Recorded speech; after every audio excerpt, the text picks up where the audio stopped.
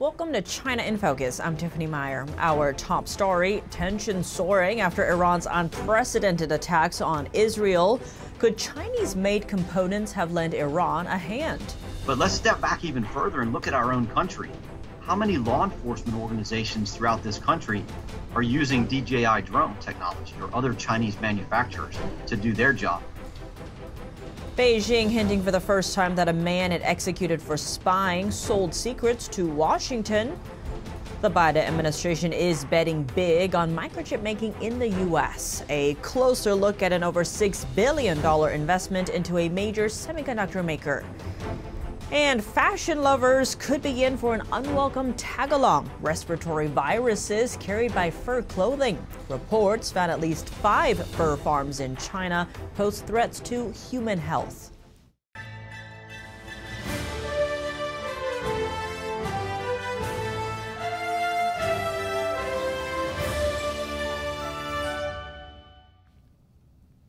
Unprecedented attacks in the Middle East. Have Chinese-made components played a part? Experts say the answer lies in the downed Iranian drones. Iran fired about 360 suicide drones and missiles toward Israel Sunday, its first direct assault on Israel from its own soil. The attack was launched in retaliation for an Israeli airstrike that killed 2 top Iranian generals. Together, we intercepted 99% of the threats towards Israel. Together, we thwarted Iran's attack. No casualties have been reported and very little damage was caused. Now, concerns are growing about whether the conflict could become an all-out regional war. Western countries are calling on Israel to de-escalate.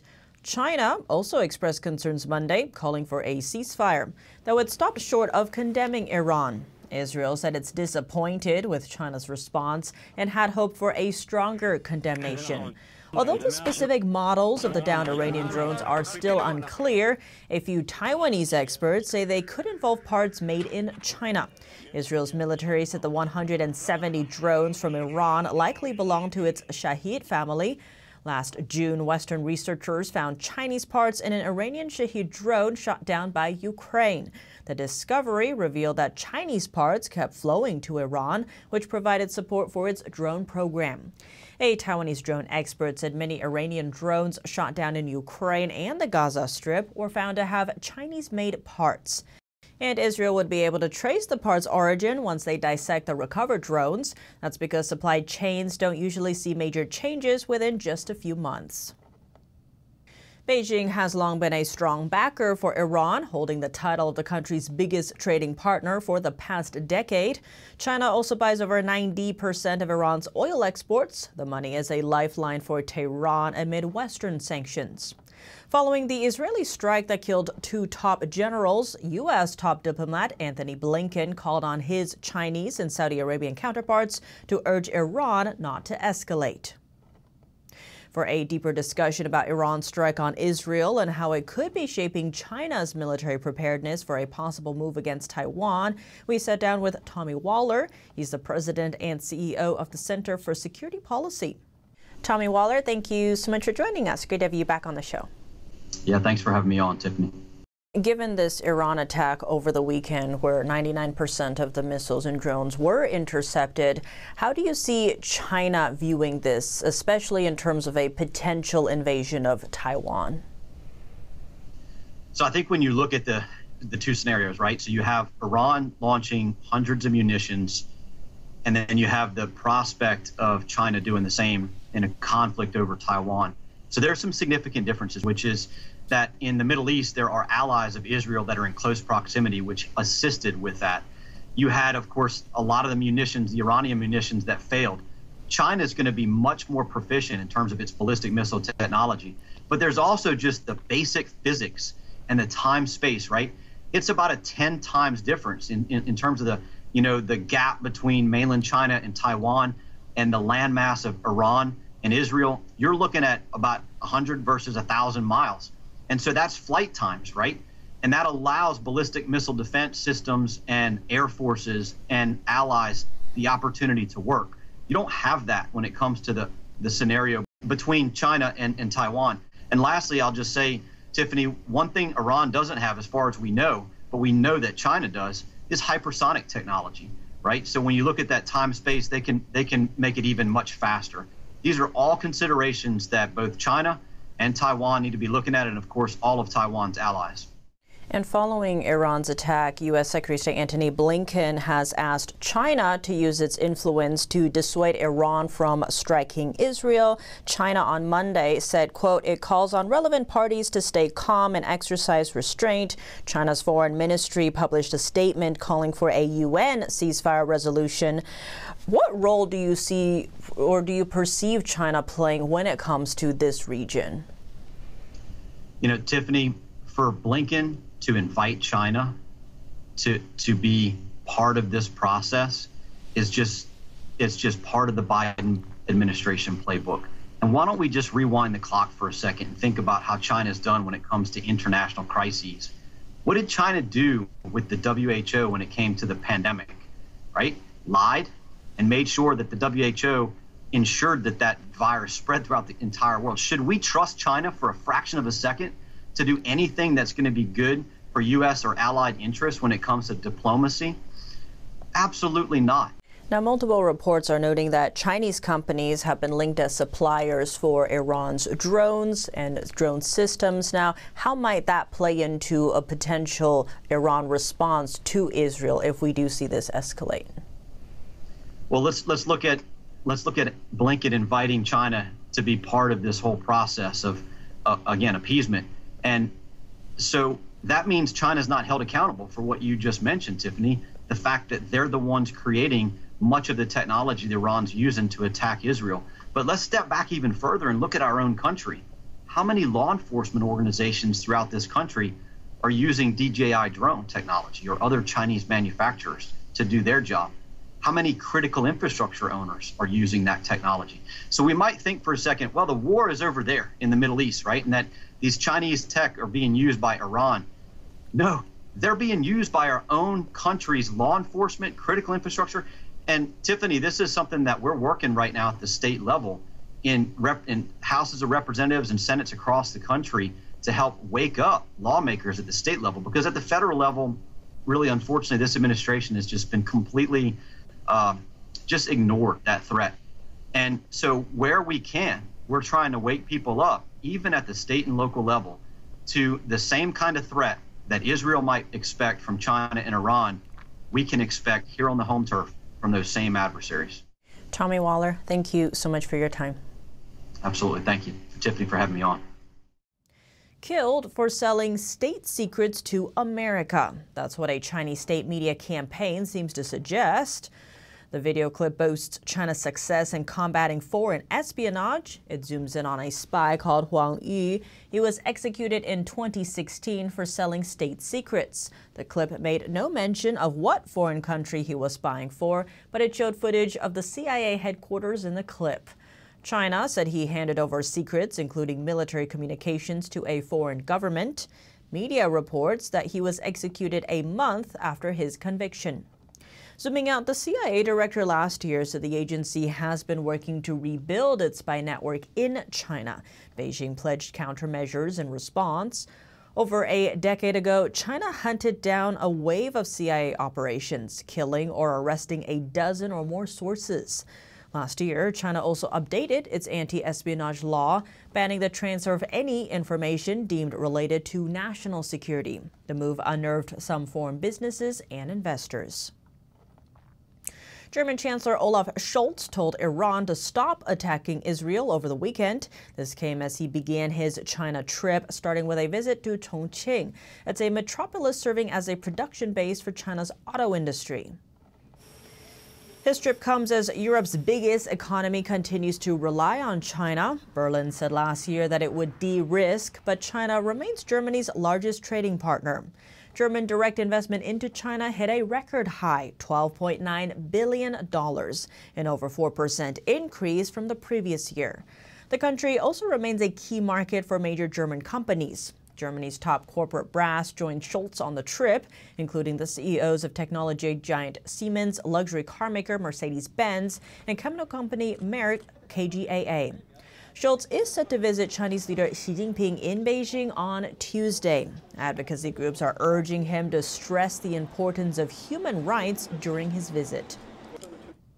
Samsung dethroning Apple as top smartphone maker. That's after the Silicon Valley giant smartphone shipments dropping in the first quarter of 2024, as well as being hurt by intensifying competition, mainly from Android phone makers aiming for the top spot.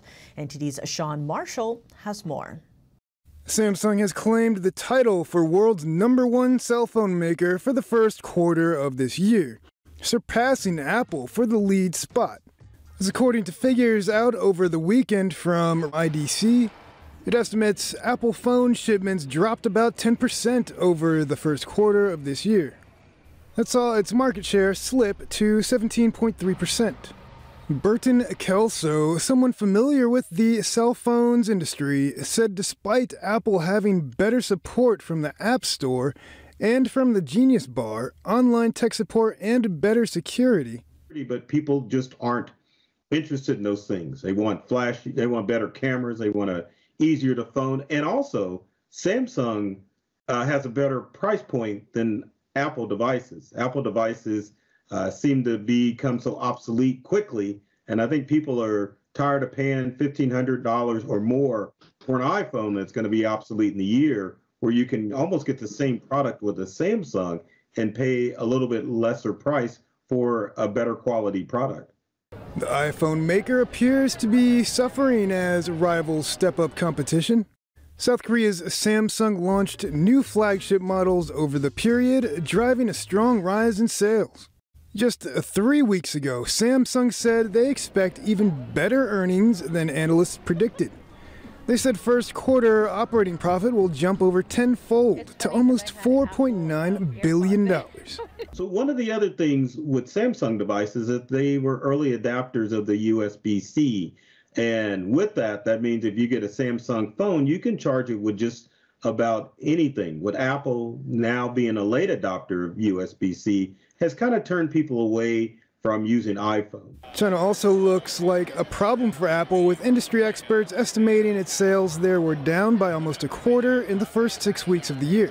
Some companies and government agencies are restricting use of its phones in the country, citing national security concerns. Those moves mirror U.S. government restrictions on Chinese apps on security grounds. Sean Marshall, NTD News. The Biden administration will provide up to $6.4 billion in direct funding for Samsung Electronics. The money is to develop a cluster of computer chip manufacturing and research facilities in Texas. The funding is part of a total investment that is expected to exceed $40 billion when private money is factored in. The government support comes from the CHIPS and Sciences Act, which aims to revive domestic production of advanced computer chips. Commerce Secretary Gina Raimondo says the proposed project will make Texas a state-of-the-art semiconductor destination. Raimondo said she expects the project will create at least 17,000 construction jobs and more than 4,500 manufacturing jobs. The first factory is expected to be operational in 2026 and the second in 2027. According to the Wall Street Journal, top telecom giants in China earlier this year got a memo from Chinese officials: phase out foreign chips by 2027, especially chips that are key to the country's networks. NTD's Don Ma has more. The Wall Street Journal report says that China's Ministry of Industry and Information Technology ordered state-owned mobile operators to inspect their networks for non-Chinese semiconductors and map out timelines to replace them.